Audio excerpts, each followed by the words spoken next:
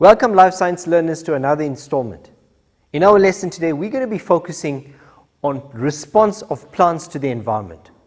What's important is that we need to understand that like us as humans, we're able to respond to the environment.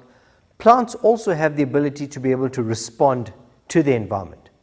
In our lesson today, we will be focusing on plant hormones, movement of plants towards different stimuli, which is called tropism, as well as the defense mechanisms that plants have that allow them to successfully survive in their different environments. So let's have a look at the concepts in our lessons and we'll get straight into the details. It's important that we go through a list of terms and we'll try and unpack that in our first bit of this segment, and then we're going to spend some time looking at plant hormones. Let's get straight into the important terms that we need to identify. So I'm going to introduce these for you so that you have a sense of what these are, and when we use them later on, I'll talk more specifically about them. So the concept of tropism. Tropism essentially means to turn and occurs when an external stimuli affects the direction in which a plant grows and develops. So if we talk of tropism, it is basically a plant turning towards a stimulus. And there are various different stimuli that are present in the environment, from the availability of water, light, gravity. So these are all stimuli that plants respond to. So they're quite sensitive towards different stimuli in the environment, so we'll have to look at that as well.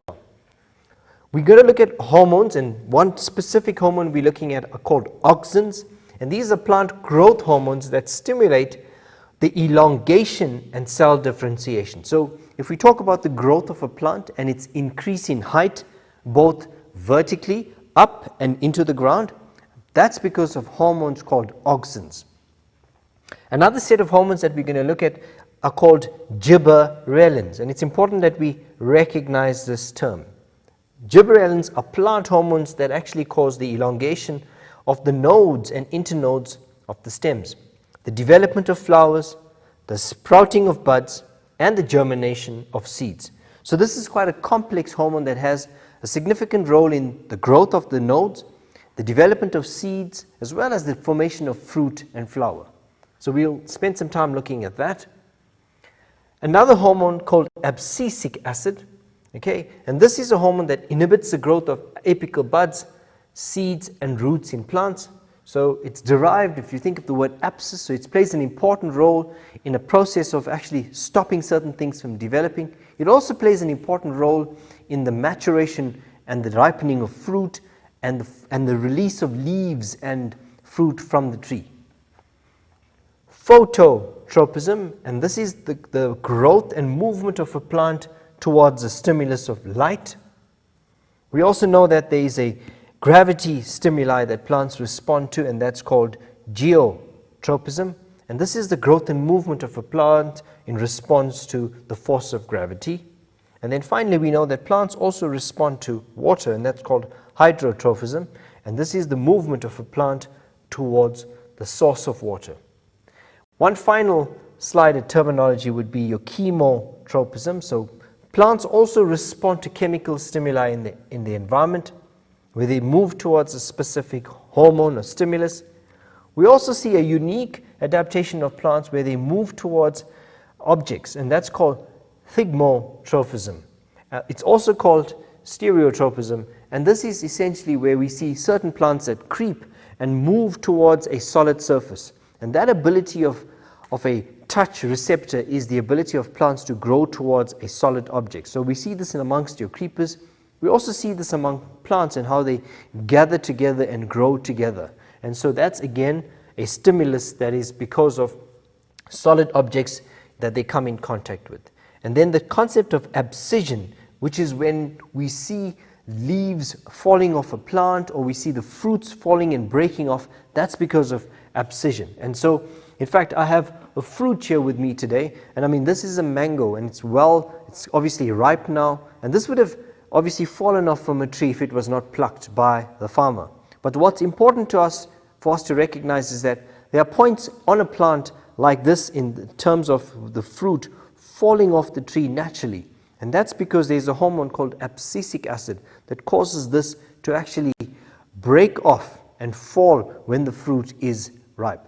So if you've ever noticed, if you've tried to pluck off a fruit from a tree, when it's green and not yet ripe, you might not struggle to break that off. However, when the fruit's ripe and you have this ready fruit to be consumed, you'll find that a simple twist allows for that fruit to break off. And that's because of a hormone called abscisic acid that causes an abscess to develop for leaves and fruits to fall off.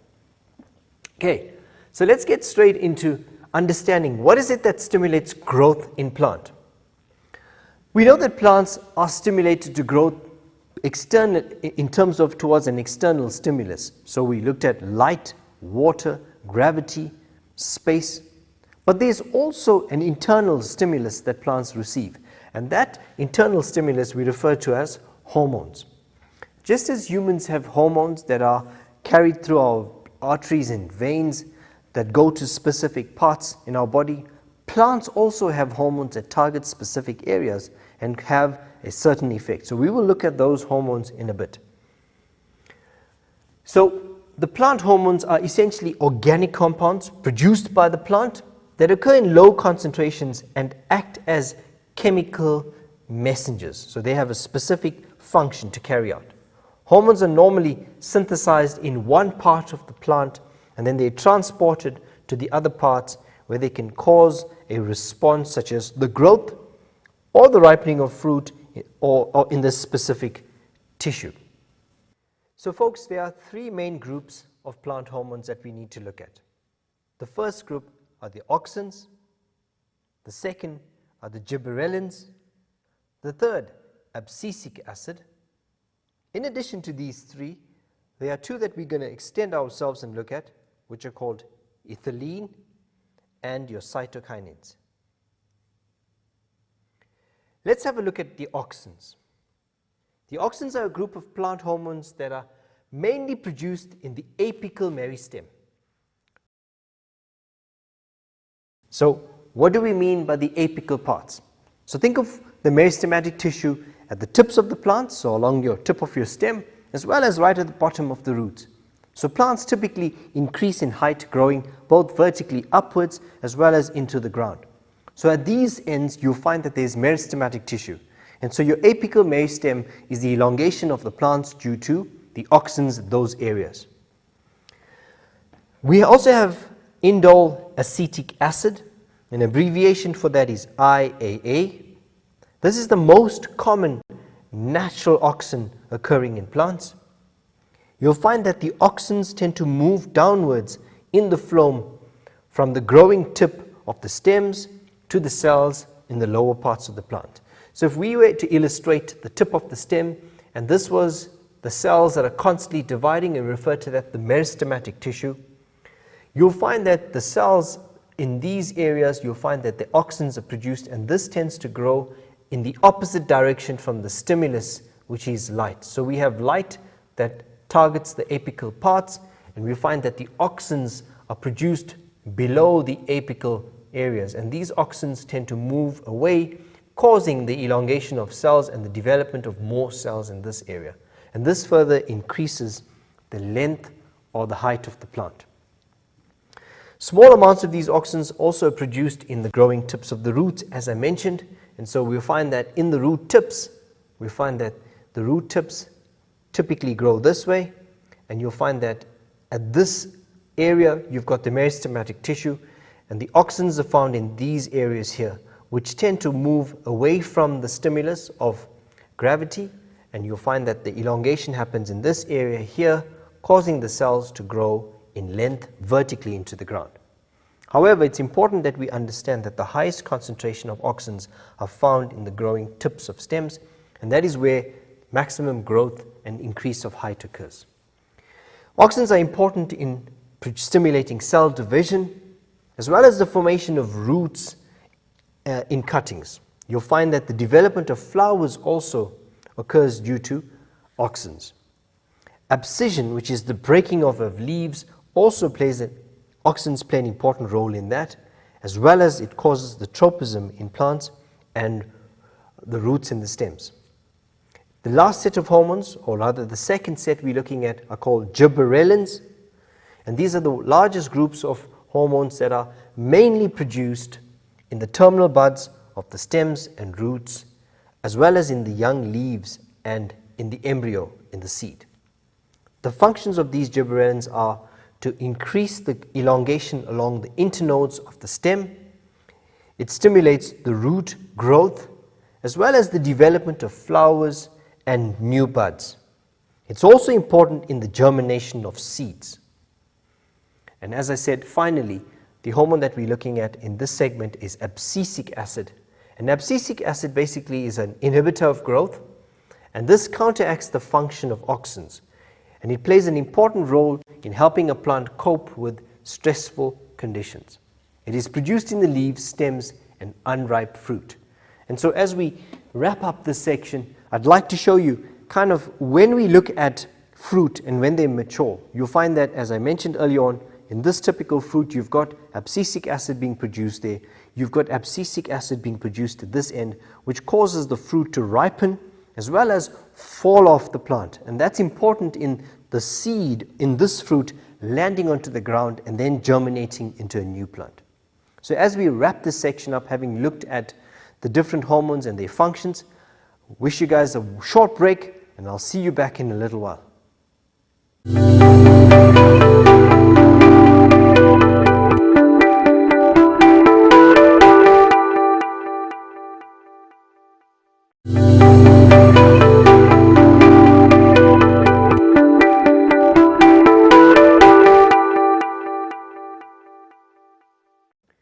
Welcome back from the break, guys. I trust that you're well and that you've energized. In our segment now, we're going to look at plant hormones and their uses in agriculture. It's fascinating to understand how hormones have influenced the way food has been produced as well as our fruits. Having understood the functions of these hormones over the years, farmers have been able to use these hormones to stimulate the propagation of more fruit, to be able to harvest these fruit at the right time, as well as to promote better growth of fruit. So let's try and understand how have the understanding of hormones influenced the way we access fruit that are wholesome, that are fresh and ripe at the right time when we consume them.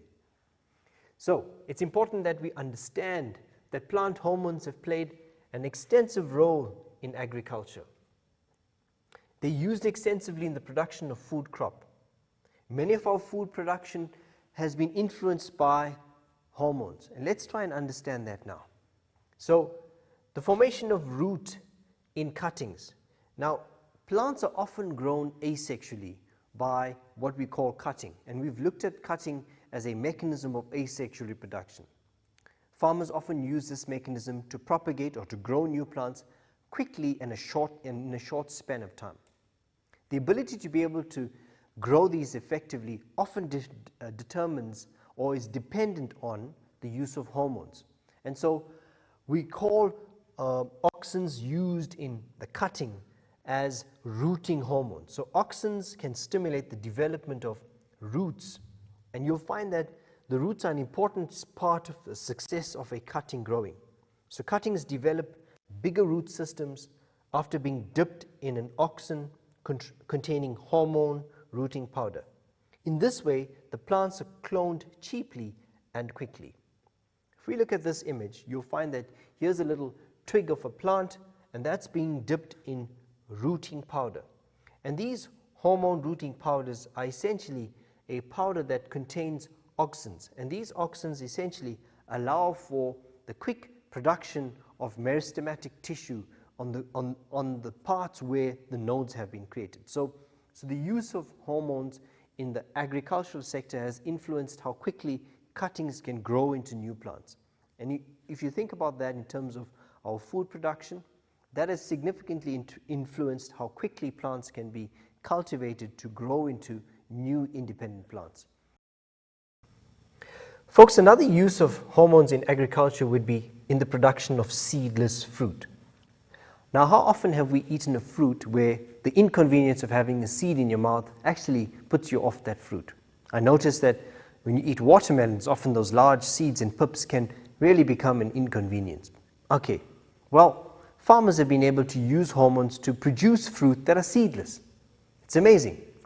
I mean, that has increased the production of the fruit. It's increased the value of the fruit in terms of now people wanting to buy those. Let's understand what has been done. So what farmers do is that they spray some hormones onto the unpollinated flowers. And what happens is that due to the growth hormone present, it stimulates rapid development of the ovaries into the fruits. This means that without fertilization, the fruit now develops and grows into a seedless fruit. Guys, remember that fertilization will stimulate the formation of seeds because you've got the pollen landing. However, if you stimulate the growth of this fruit without the formation of seeds, you will end up with this fruit that has rapidly grown, essentially without having the seeds. And so this has produced seedless fruit, and we see this often in the fruit that we consume. We've eaten seedless grapes, you've probably consumed seedless oranges, or oranges where the seeds are extremely small or remnants of which, and even in watermelons. And so you'll find that these are fruit that do not have seeds, and that's essentially because the growth hormone has stimulated the development of the ovary of this plant, producing a fruit which has no seeds. The ripening of fruit also is stimulated through hormones. And so you'll find that some plant hormones such as ethylene can be sprayed onto fruits to stimulate the ripening, so that these fruits ripen at the same time and they all can be harvested simultaneously. So guys, you would have noticed that sometimes when you get to a store and if you're buying, for example, bananas, and bananas are often, if you look at them, when you buy them in the store, they appear green. And the reason why they're green is often the farmer that prepares these fruits and packages them, sends them to the store, hoping that when these are delivered in the store that they just ripe and ready to be consumed. And so soon before these fruit are placed onto the kind of the delivery trucks, they are sprayed with a gas called ethylene gas. And that ethylene gas stimulates the ripening of the fruit. And so this is a freshly harvested banana, and you'll see that over a short period of time, having calculated how long this would take to ripen, these are applied. And so this is important in essentially producing fruit that can be, again as I mentioned, that can be harvested at the right time, simultaneously, because you now want to harvest a whole lot of fruit at the same time, package that, send them through towards, and then allow for them to mature and ripen at the same time. So that's amazing in terms of the access and availability of fruit. We also know that we can increase the size of the fruit. So grapes are often sprayed with gibberellins, and this will stimulate an increase in the size of the fruit. I'm sure you would have consumed or eaten grapes that sometimes are really small, and then sometimes you get a batch of grapes that are large. And that's because, one is because of the type of fruit, but also it's because of the use of hormones such as gibberellins. And spraying this makes the internodes of the plant bigger, which provides more space for the individual grapes to actually increase in size. And this is because there's an increase in air circulation, which also reduces the infection by pathogens such as fungi. So here you're seeing a large bunch of grapes, significantly larger, and that's because of the hormone that allows for the nodes between the seeds to be larger, and that allows for greater growth of the fruit, increasing the size of the fruit. And that's amazing how these bunches of grapes actually become significantly larger. We also know that there's hormones used to stimulate germination. So gibberellins are sprayed onto dormant seeds, and these will stop or interrupt the period of dormancy, causing a uniform germination. Now what does this mean? So before seeds are planted, a farmer will apply gibberellins onto these seeds.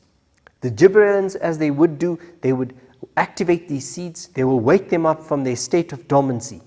And this allows for all those seeds to germinate at the same time. So remember that seeds germinate when conditions are favorable.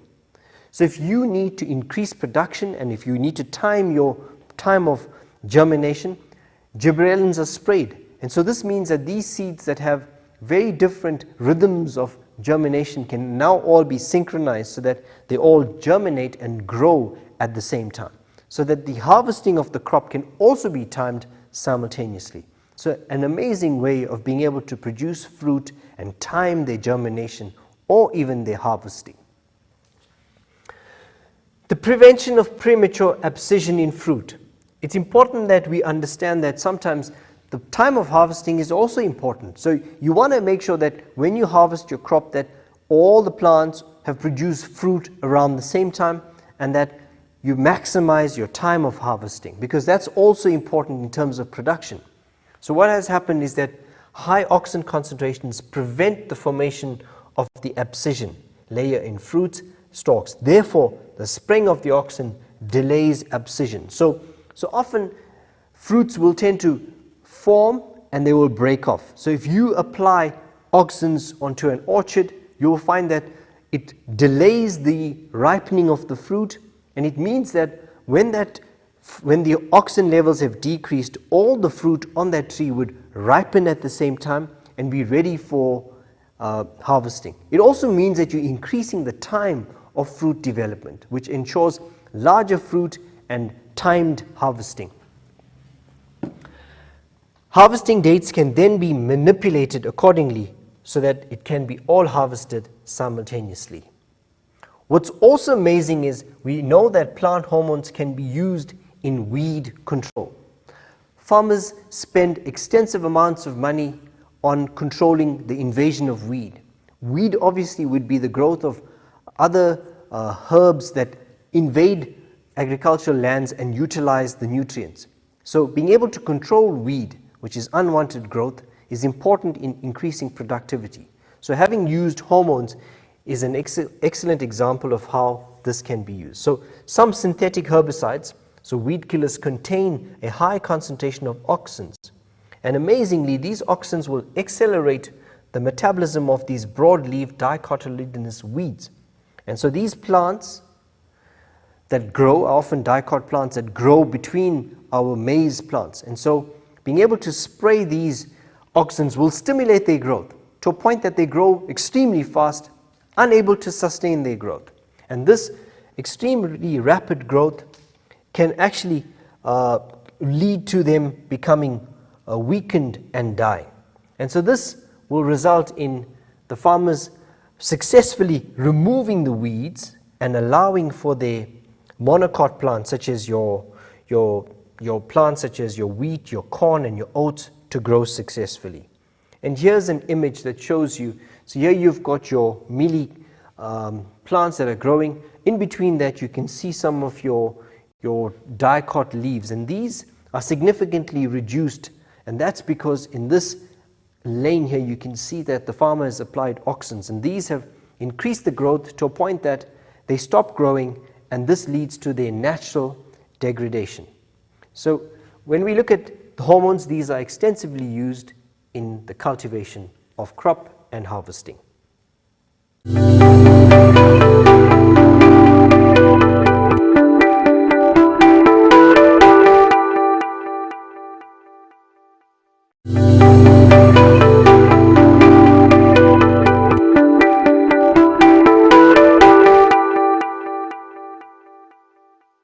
Welcome back, guys, from the ad break. Trust that you're feeling refreshed and that you've kind of had some opportunity to reflect on what we've just done. In this segment, we're looking at the response of plants in response to different stimuli. It's important that we understand the concept of tropism, and then we're going to move on to looking at how different factors influence plant growth. So let's look at our lesson. What is tropism? The word tropism means to turn. A tropism is a response to an external stimulus causing a plant to grow towards or away from the stimulus. A growth movement towards the stimulus is positive, while a growth movement away from the stimulus is negative. Now, having understood the concept of tropism, we need to understand that there are parts of the plant that grow towards the stimulus and parts of a plant that grow away from a stimulus. A typical example would be that when a plant grows towards the light, it is attracted towards the stimulus. However, the roots tend to grow in the opposite direction. So we say that the leaves are positively phototrophic, in this case phototropism, they are attracted towards light, and then the roots are negatively phototrophic, and meaning they move away from that. So when we understand the context of a positive stimulus, we know that it's a direction in which they're moving towards, and then a negative stimulus would be a response in the opposite direction. So let's remember that when we look at these hormones.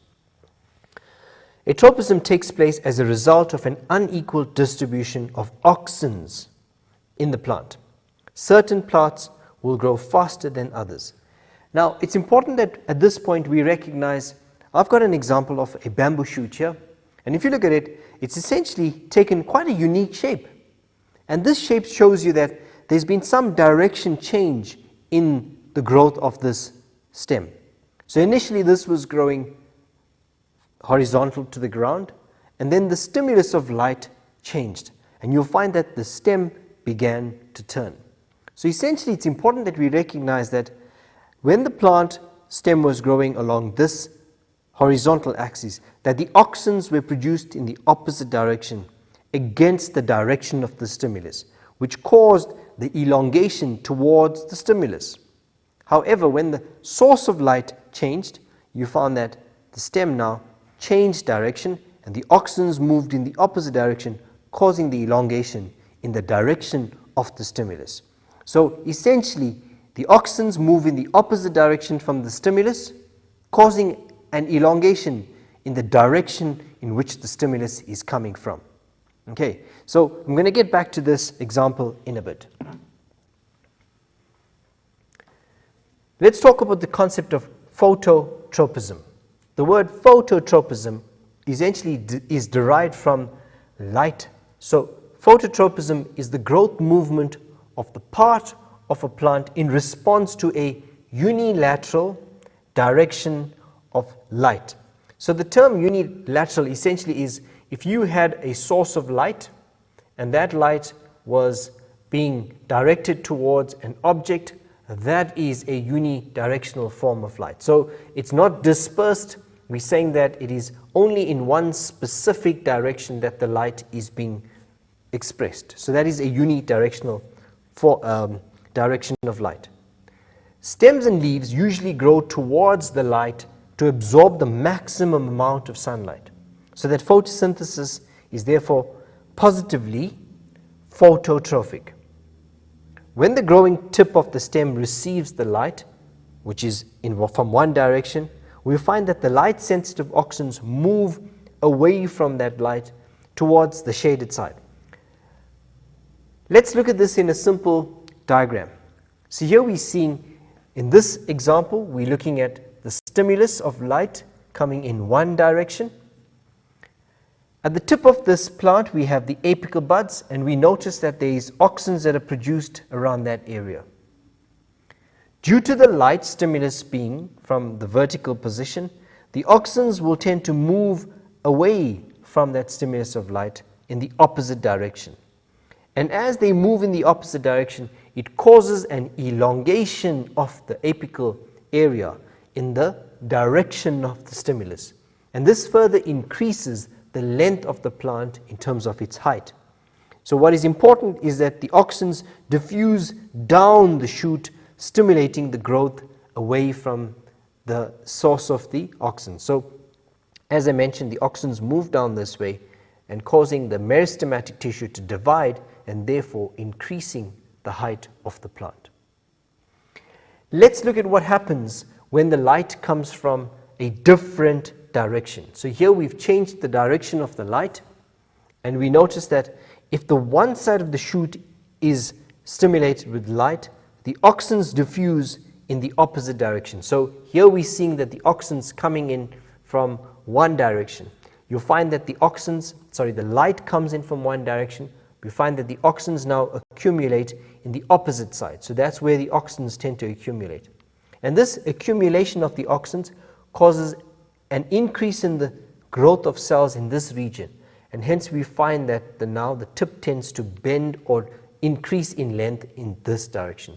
So we find, as I've mentioned in this example, I hold this up, you can see that now the auxins are being produced in this opposite direction from the stimulus of light, and this causes an elongation in that area, and hence you find that this tends to bend towards the stimulus of light as the auxins accumulate here and stimulate cell division by mitosis in that area. So this is a classical example, a living example of how a plant now has moved towards a source of light and changed its direction and growth of the plant. We also need to recognize that the concept of geotropism is present and experienced by plants. Geo comes from the word gravity in response to the gravitational stimulus. So geotropism is the growth of a plant or parts of the plant in response to a unilateral gravitational stimulus. Now, we all experience gravity, which is a natural phenomenon. Plants also experiences gravity. So, essentially, if you look at this example again, you can clearly see that in a plant, the roots will positively grow down into the ground. What does that mean? It means that the stimulus of gravity is a stimulus that attracts the plant in that direction. It means that in this plant, you'll find that the seedlings also placed down will produce roots towards the soil. And you'll find that the leaves tend to grow up, or the shoots tend to grow up against gravity. So roots are positively geotrophic and negatively phototrophic. Okay, so let's hold on to that thought and let's look at this in an experiment. Okay, the auxins accumulate towards the lower side of the root due to gravity. The higher concentrations of auxins on the lower side will cause the elongation in this region. We find that the cells on the upper side of the root then begin to divide, and you'll find that growth occurs faster in the vertical direction. The roots also curve downwards, so they are positively geotrophic. Here I have an illustration where we've got that plant that is placed in a horizontal orientation. Okay, if we look at this, we see that the plant is laid on its side and the auxins gather in the lower part of the stem and root. So the plant is placed along a horizontal surface, and at the bottom of that we see the accumulation of the auxins. How does this influence the development of the meristematic tissue? Interesting. We see now that the auxins, this slows the growth in the roots, so that the roots begin to turn downward. So we see that the roots now from that position begin to turn in the opposite direction and move down into the soil. However, the auxins in the tips of the plants have moved against the direction of stimulus here, in this case light, and we'll find that the shoot tends to curve upwards, stimulating the growth of the tips of the apical buds towards light. And so we see this natural movement towards the light and the plant becoming vertical once again.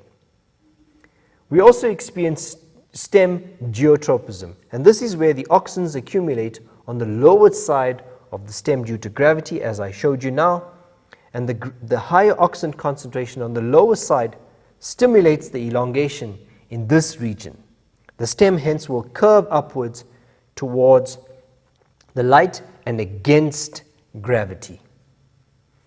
So guys, this is a simple experiment showing you what happens when a unilateral light is applied. In this experiment, we've got two plants exactly the same. The only difference is that one is present on a clinostat, and a clinostat is essentially a machine that allows for this to constantly rotate or turn.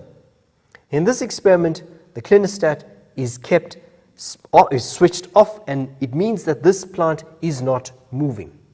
What happens is that, this is a moving clinostat and this is the stationary one, and we see that as time progresses, that the plant that is stationary tends to move towards the source of light. So this natural bending means that the auxins are moving in the opposite direction, causing the elongation in that direction. However, in our control, which has the moving clinostat, we find that this plant constantly turns. The unidirectional source of light is available to all parts equally, and this in turn will stimulate just the growth of the plant vertically. We also can see that in seeds, and we can express this in seeds where we see geotropism occurring in a similar way. So here we've got in the control a revolving clinostat which is constantly turning, and here we've got in the experiment we've got a stationary clinostat. These seeds are placed in specific directions, and you would notice that the germinating seeds all tend to grow towards gravity in this direction. So the roots are bending towards gravity, whereas the apical stems or radicals tend to grow against gravity. So this is an example of how gravity influences the growth of roots and how the auxins influence the growth of the stems or the radicals and the plumule. So guys, that's essentially a wrap of how hormones influence the growth of plants, and we refer to that as tropism. We've looked at the effect of light, phototropism. We've looked at the effect of gravity, geotropism, and that's a wrap for this section. A little break, and I'll see you at the end of that.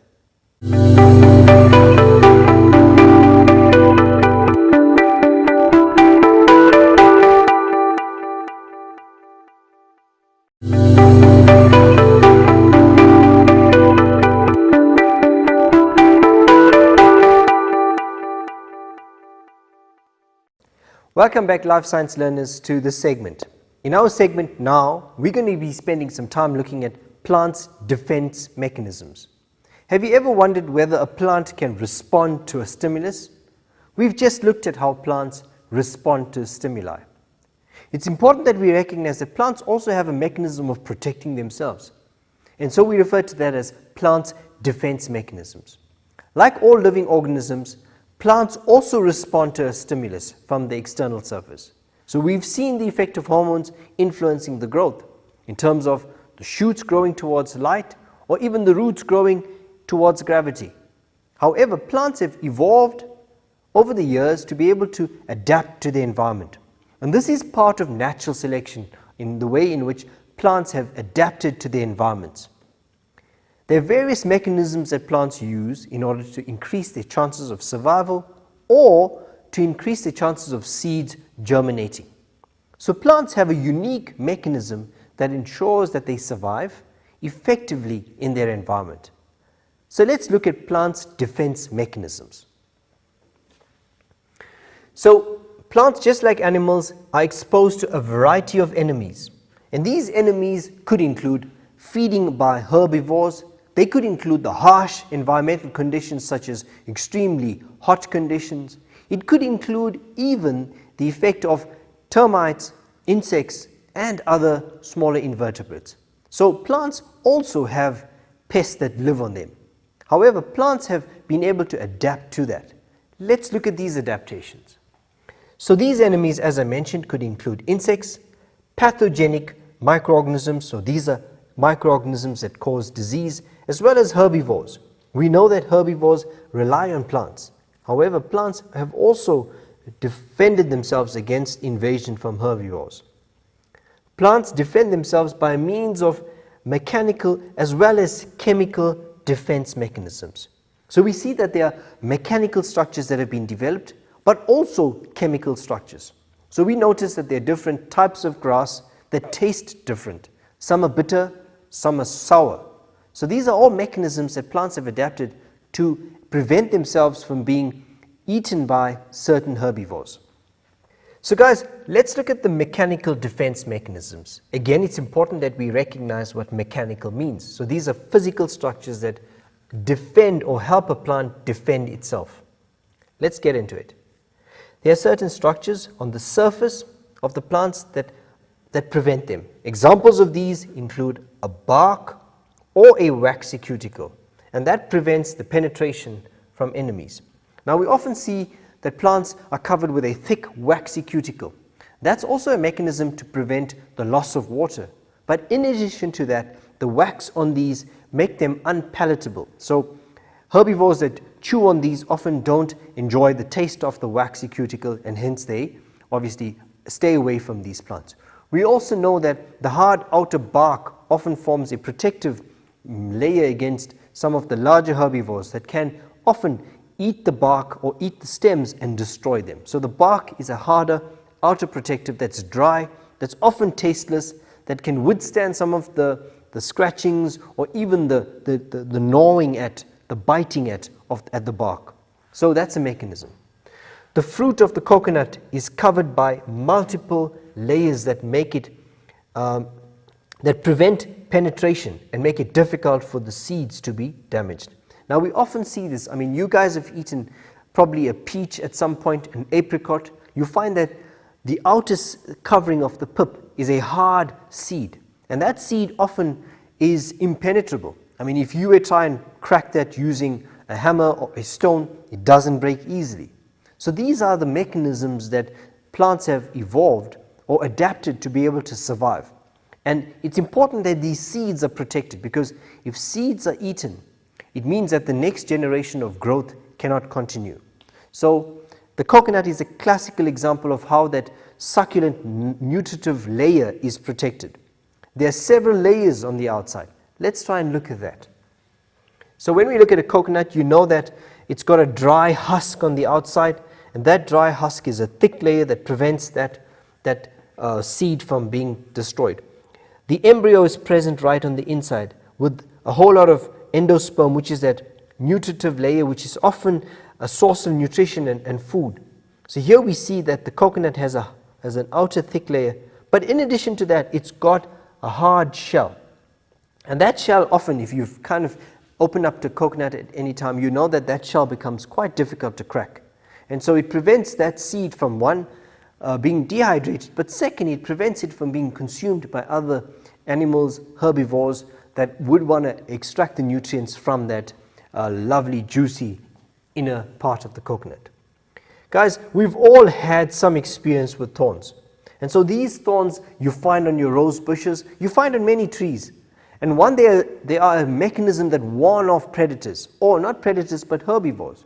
So you find that these herbivores that come to feed off the fruit are often will abrase their body, will rub against these plants. And on touching, you'll find that these thorns or these spikes can actually inflict some injury.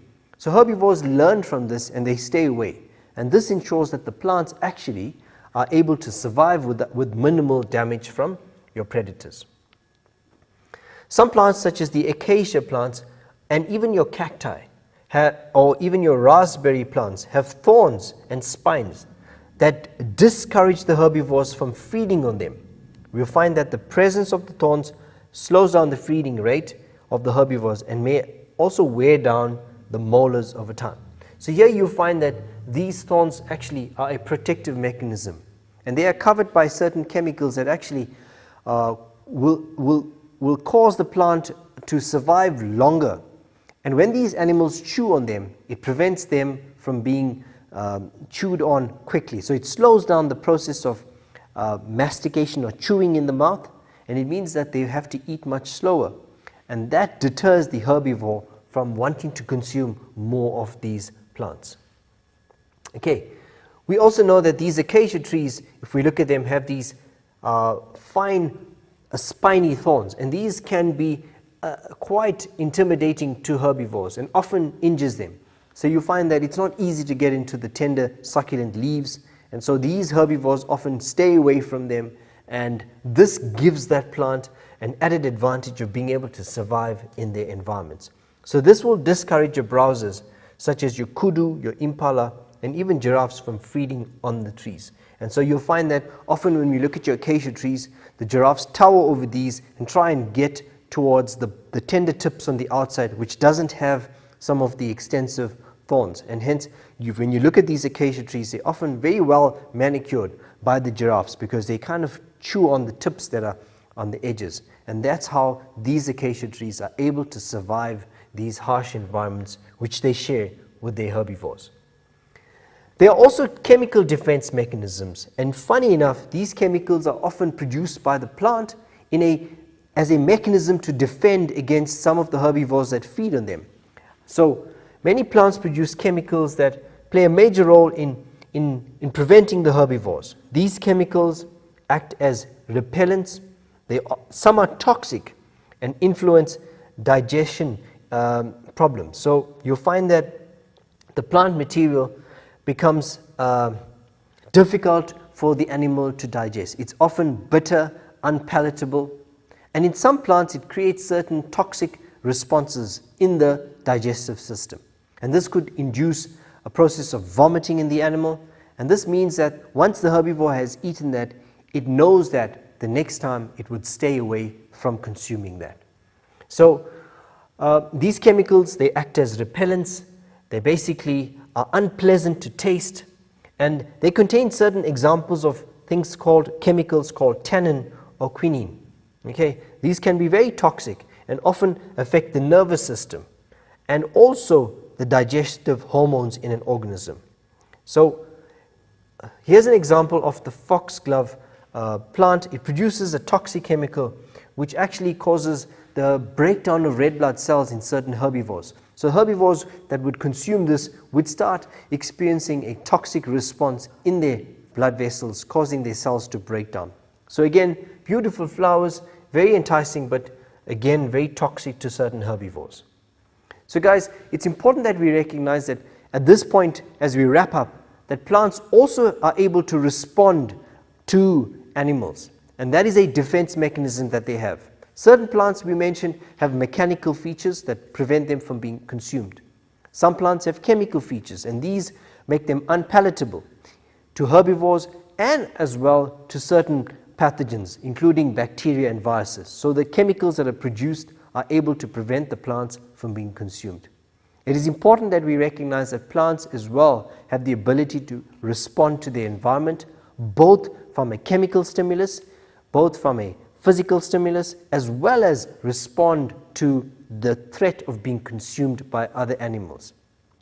Guys, you've been a fantastic audience. I trust that you've enjoyed the lesson, having a greater insight into how plants respond to the environment. I wish you well. Thank you for listening in. Have a baie lekker day. Take care.